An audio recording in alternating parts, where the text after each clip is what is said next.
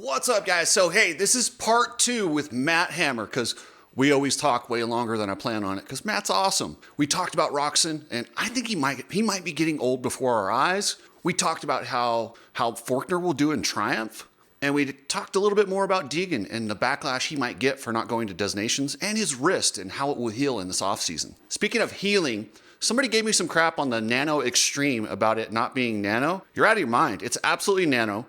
But let's just say you are correct and there's no nanos. I don't care. This is the first time I've ever had no shoulder pain. I haven't slept on my right side in years. I can actually sleep on my right side again because Nano-Xtreme has actually taken away the pain in my right shoulder. It's crazy how good it feels. I have been using this stuff like mad, and I'm telling you, I've never found a cream that works. I've had ibuprofen cream. I've had everything in the book. I don't take painkillers. Painkillers suck. They're not good for you. They cause major problems.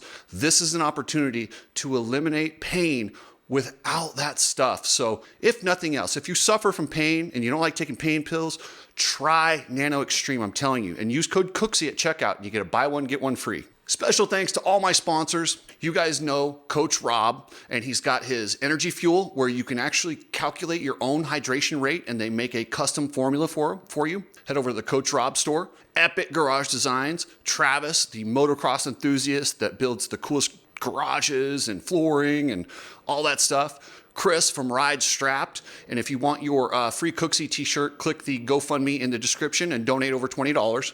I will send you a response and then you send me your address and I'll get it out to you. Get your Red Pill shirts over on his site at ridestrap.com. And also the goggles, they're just cool. Be a patriot, wear the goggles. Ridestrap.com. And Precision Transport. Hit up pretransport.com, a family-owned business that will get your package there. They'll get you proper tracking numbers. They have not forgot about customer service. Hit up pretransport.com. You need people like me so you can point your fucking fingers and say, that's the bad guy. Hey, what do you think of Austin Forkner going to Triumph? I wish the best for Austin. I want to see him succeed. He's been through a lot, man. I mean, just pretty much every season he's been injured. You know, he's been so close to winning titles, and he was a star, raising up as an amateur, like, you know, the kid to beat, winning everything. And to see what has happened and how he's gotten hurt so many times, I just want to see him be successful and, you know, get a comeback ride. That would be a really cool story. I think it's going to be a little challenging on the Triumph since it's a new team, but they do have great management there. You know, there's a lot of great people there, and I know he has the right people around him there. I think it's interesting too. I think he has Rhino as his trainer, and They split. Did they split? Yeah, because he's going to Georgia. So yeah, Rhino did some announcement, which it was kind of weird.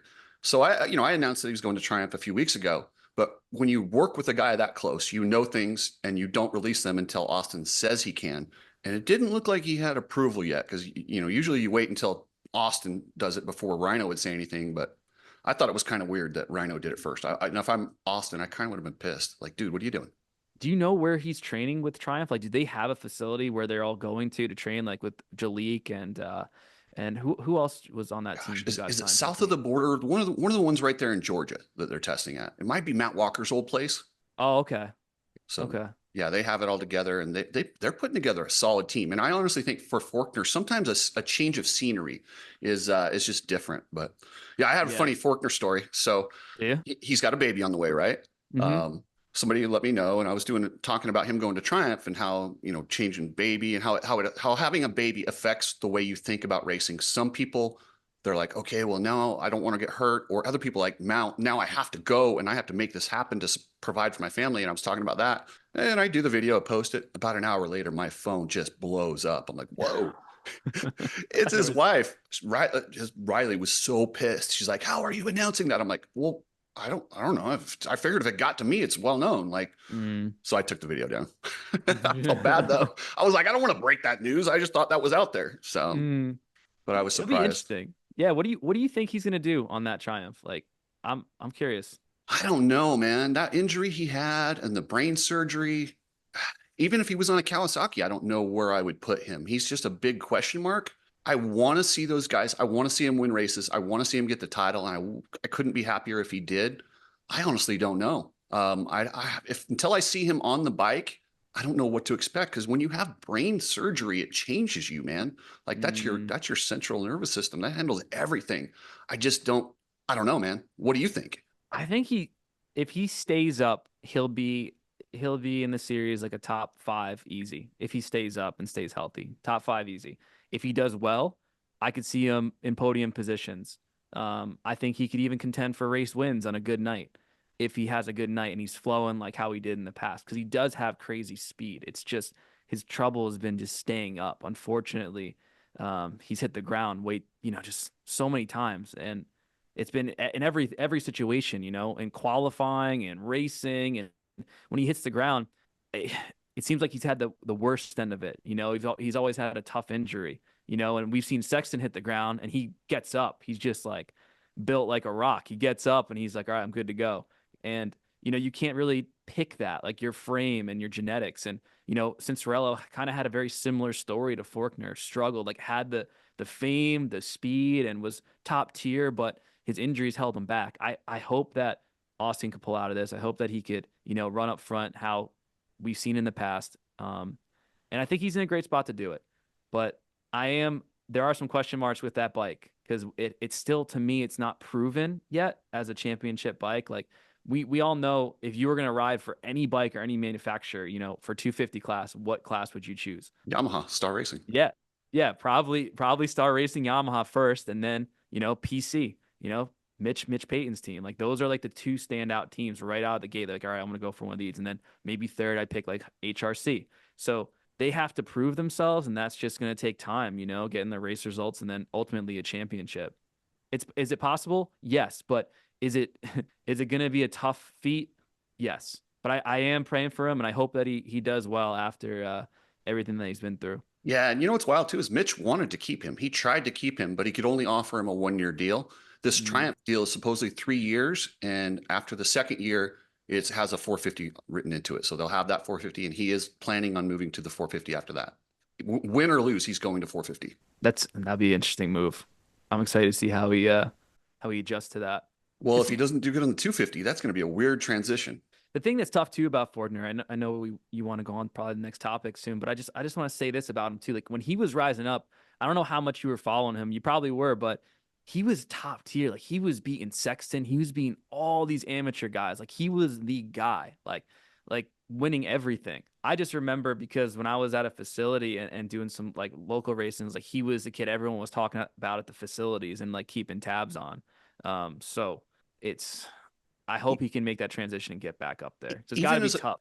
yeah, even as a pro, remember he had Sexton covered in that Supercross series, and then he I tried to know it's ride his with his knee. ACL. Yeah, his knee. And Yep. look at the career trajectory for both of them since then. I mean, it's It's just complete crazy. opposites. It's I mean, crazy. I even remember people talking about Sexton backed into that title, and he did, but he backed Mm, it up the next year by winning it. So, yeah. Deegan, so he skips the designations and gets the wrist surgery. What do you think of that?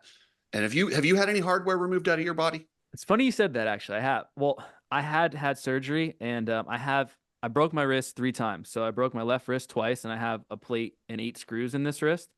They're still in there. And then I broke my right wrist a couple years back. So I still have the plate and screws in my wrist. Granted, I broke my ulna and my radius. I think his was navicular. There's a lot less blood flow to that region, to that area. So it's a little bit more critical to get that repaired and get that fixed compared to where my break was. I'm not a physician, but I do have some experience and medical background, with my career. But with being said, I think he made the right move. Like logistically, it gives him the most time to prepare, to recover, to ensure that he's ready for Supercross. Like he did the right move for his future, but for his fans and for America, that was a tough move because everyone wanted to see him out there and people could say, well, we may have not have won the MXN Nations because Deegan wasn't there.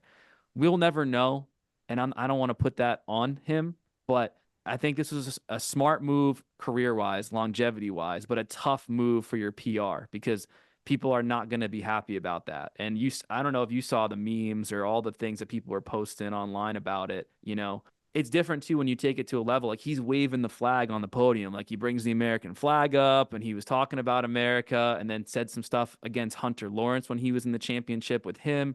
So when you say that, and then you're not there, it makes it more difficult. And of course, he'll be there next year, but people will say then, oh well, it's because it's in the States. He didn't really go overseas. Everyone wants to do the MX Nations when it's local and it's in our territory. I see both sides of it because I know having a wrist injury, I know how long the process is. Like when I had to get hardware in my wrist, it extended the process twice the duration. So essentially was supposed to be a 6 to 8 week healing time turned into something that was over 12 weeks. It took over I'd say about like 2 months. It doubled everything. I see the precautions, and he wants a Supercross championship. We know that's what he wants most, and then he'll probably back it up, and then he'll move to 450. Logistically, he did the right move, and his dad probably guided him. He's like, "Hey, this is the right move for you," and he probably just followed what his dad said. If I had to guess. Let's take a look at it. So the navicular, that's a really small bone, like you said, with low blood Mm. flow. My question was, when you take the screw out of there, that bone has to fill in. How long is Yep. that going to take to fill in compared to a regular bone? Is he going to need those extra weeks? Is that something where they're like, they really need it? But at the same time, why would I go risk? I make so much money from Monster and Yamaha to do all these other races. You want me to risk that and go over to Europe for free at a race where the promoters do it every year? I'm fine. If anybody wants to skip it, as much as I love this event, until they change it and give these guys a little bit more rest. I mean, they're asking them to do 31 races here in the United States, the 450 guys. Mm. I know It's a Deegan doesn't lot. do It's that, but it's crazy. still like, Too you know how much. hard it is after a weekend. I mean, Mm. like I tell people, I was like, just go travel, go on the road for 31 weeks, and you tell me how you feel when you're done. Yeah, You you're don't even just have to spent. race. You're done. It's Mm. brutal. Yeah, it's different. But I don't know. I support him 100%, and I think it's lame that people are calling him out and saying he's un-American, because I think it's more American to stand up for what's right and not be abused by a promoter more than it is to just go along to keep people happy. Yeah, yeah, that's what I'm saying. I see both sides of it. I see both sides, but I think ultimately it's for a PR move. It's tough. He's gonna have to rebound from this. A lot of people, were bitter about it. I'm kind of neutral on it though because when I look at it, they're not paying him what they should. Like the fact that Team USA and Team Australia has to do crowdfunding to send their riders overseas is ridiculous. It's like we have to get money from fans in order to send our riders there. Like, come on. Like the promoters should be paying. So in a way, not showing up is like, hey, that's a good thing. But to do that properly, you would almost need all the other top riders not to show up too, like Jet and Geyser and everyone to make a stand. And then they're gonna be like, oh, we have no race because we don't have any of the top guys. Now we need to pay these riders more, do something that's right there. So I see both sides to it. I wish he raced, but he did the right move for his future and for what he ultimately wants, which is the Supercross championship. Yeah, and if he's on that team, we win. I have zero doubt in my mind. Tomac, him, and AP win the race. No problem. Not that Webb did great, but I'm sorry, just Degan would have had a top 5 finish, and I think that would have changed the points. I mean, that's would we lose by 3 points? There it Yeah, is. 3 points, 26 to 29. Crazy.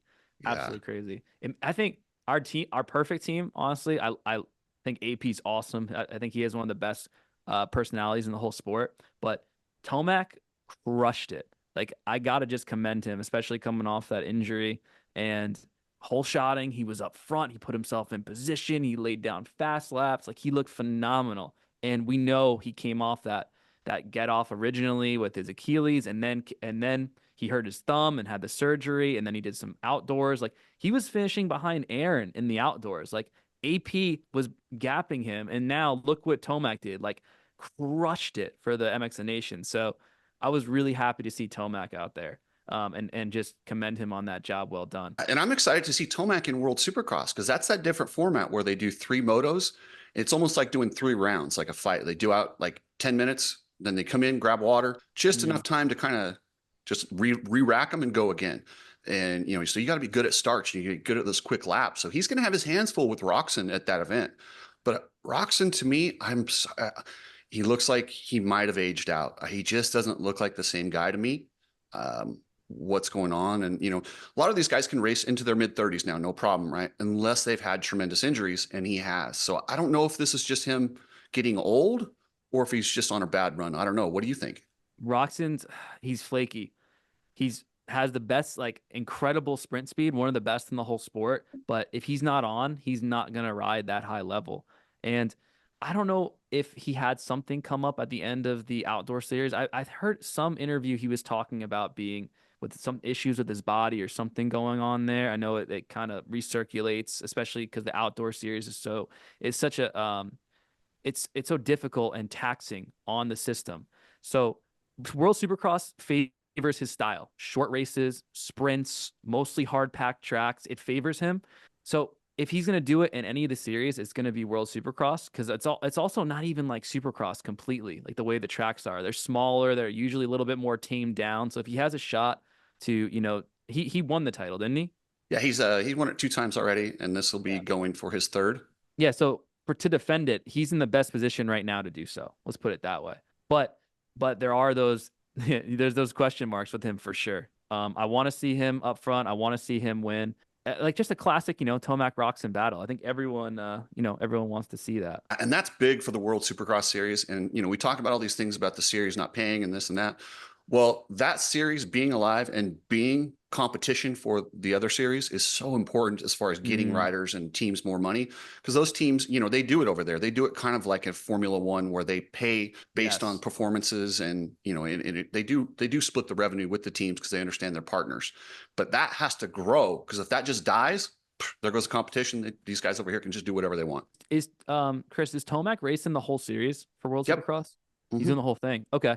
Yeah, that's interesting. So I think Tomac will be the championship favorite. Like, I think he'll defeat Roczen if we just go based off of statistics and what he's done in the past. But I think Roczen's going to put up a good fight, especially with the format favoring his style, because Tomac's not known to be the sprinter, and usually he's known to like warm up and get faster and then come on strong at the end. Especially Motocross favored him a lot for that. So it's going to be interesting to see the clashing styles. And then you said Freeze is going to be doing World Supercross too, right? Yep, Freeze. He's going to be in the mix too. Like, he'll whole shot, and then they'll both have to get around him. I mean, that's something that it's going to be interesting. Well, what will be really fun in this is they're doing they're doing the 3 motos, and then they take the top 10 250s, the top 10 450s, and they have one final super race with 250s and 450s together against each other. That's going to be fun. Really cool. That's right. Really cool.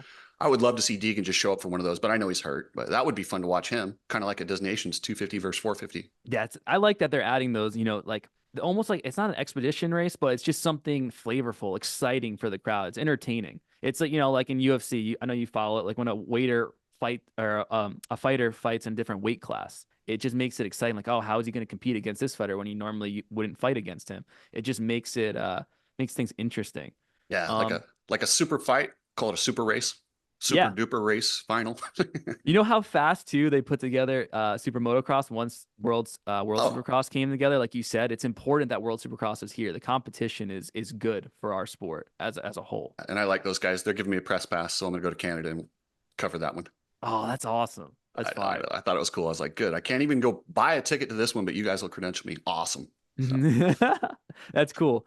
Yeah. Is there any other big names doing World Supercross? I mean, I know we got Tomac, Roczen, and then Freeze, but I'd have to check the list. There's you got like Matt Moss. There's a lot of pretty good guys. I'm trying to think who else was good. I don't have them off the top of my head. I probably should have grabbed that list before we did this. But any of our guys, do you think, or no? Like no, Hunter, or anyone? Nope, not Jet. No Webb? Hunter. Webb, I don't think so, but he might show up at 1 or 2, depending on if he feels like it. He has shown up in the past, so. I think he did 1 round, or maybe he did Paris. I don't know. Depends on who feels like racing, who wants to get some gate drops in before Anaheim. I wouldn't be surprised to see Webb do it. He missed a lot of this year, so I could see him going to do that. But the thing is so they have this format where it's like F1 where they pay these guys, but then when they bring in Roczen and Tomac, they get a lump sum. So, it kind of pisses off the World Supercross regulars, but you have to do that to get the big names. If that's what it takes, if you got to give these guys start money and the other guys race for their money, so be it. Is it totally even? No, but even in Formula One, Ferrari gets a little like a lump sum. Yeah, and it makes people want to watch too. It's more it's just adds to that entertainment factor. Like, oh, let's see Tomac and Roczen battle it out. It brings it back to 2016, 2017 vibes. And then those 2 guys, and then they get their gate drops in. It always helps the guys who take serious races in the off season, like Justin Brayton used to go race in Australia. They're always good at the first of the Supercross. We don't have to worry about what they're doing. We know they're ready to go. I mean, Yeah. people, even at that level, gate drops matter. I mean, you can simulate it all you want, but to actually go out there and be in a race situation just changes things. Yeah, yeah, amen to that. That's a huge thing. Like, there's nothing like racing. You know, you can practice all you want, but then once you get on the gate and the gate drops, it changes things. Even for riders, there's better racers than practicers. Like, people could be flying at the test track and be going super good. Like, yeah, this guy's ripping. He's going so good. But then once you put him in a race, he's not the same guy. And I know Chad Reed talked about that a lot. Like, he was not the best practicer. Like, a lot of guys would be as good or faster than him at the practice track, but he was one of the best racers of all time. Like, being able just to click it up a notch and put himself out there and race the best. I'm sure at the practice track back in the day he was not close to Stu. And once it came to race time, he would hold his own against Stu and beat him sometimes, not all the time, but he could. And I think he has that. It's kind of like Webb. Webb and him have that from what I've seen. Yeah, they're able to kind of see what the other guy's doing and on the fly just do it. And Webb can almost do it from in front of the guy. Have you ever seen Webb do that where like somebody will hit a section and close on him and all of a sudden the next lap he does that same weird thing, but he didn't see him do it. He's like felt him do it. It's crazy how he does that. Yeah, he is phenomenal racecraft, Webb. Probably some of the best out of any of the riders. And I think that attributes to his experience because he raced more local and AMA amateur nationals than anybody. If you look at his statistics, him and Cincerello were like the top two who raced the most, just out of just straight racing locally and amateur nationals. It was crazy, his resume. And I think Webb had even more because he got hurt less than Adam Cincerello. So he just developed a crazy racecraft. And plus, he's, a wise rider. But that is something that helps him a lot in Supercross because you're able to, block off some of those lines where you know that everyone's going faster or, set yourself up in a rhythm section where if I hit it on the inside, this guy's going to have to try to go around me to pass me instead. Like, he's just thinking 2 turns ahead compared to some of the other guys. So I wanted to talk about the crazy thing that happened leaving the Des Nations. Apparently there was a tragic event. I don't have any details, but and you don't know much about that either, right? No, I didn't hear about it yet. Like I said, I don't know details, but I just want to send. I did hear one of the event staff had passed away. I don't know the details. I want to send my best to the family, and I'll update you guys as I hear more. I'll keep it all in prayer too. It's I know. it's sad to see that. It's really sad. And these events get crazy. It's like a concert when you're leaving. People are wanting to get out. They want to get out first. Everyone, could just be pushing or it could have been in a car. There's a lot of factors, but I'm keep everything in prayer. And At the end of the day, it's just a race, man. We go there to spend time with our family, celebrate, and get away from regular life. It sucks when regular life just hits you in the face on leaving an event like that. So anyway, the best to his family and friends. And I hope that they figure out what happened and it never happens again. Where can people find you? best way people find me is on Instagram, just at Matt Hammer _. And same thing, YouTube, just at Matt Hammer _ and just keep posting everything on there. And if you have a church or an event that you want to book me for, just fill out the form there because I love to attend and just be able to, share the word and share some of my songs. Feel free to check it out. You have these songs, are they on iTunes or where can I find all this stuff? They're on Spotify. It's available everywhere. Spotify, iTunes, YouTube, everywhere. If you just search in Matt Hammer or Hammer Church, my songs will come up. Sick. So if I use one on this video, will I get copyrighted or can you give me approval? How do we do that? I would like to give you approval. I don't know. I don't know how. So I use a third party to distribute everything. Yeah, they might flag it because they'll know like, hey, they're using your song, so they probably would flag it. But yeah, if maybe I can give you the link or something and put it in the description below, but or something like that, or just tag whatever you want. Yeah, we'll look into it. Yeah, that'd be kind of cool to drop it. one. So anyway, all right, sir. Thank you so much for the time. I appreciate it. As always, very insightful. And then I will catch you later, brother. Sounds good. Thanks, Chris.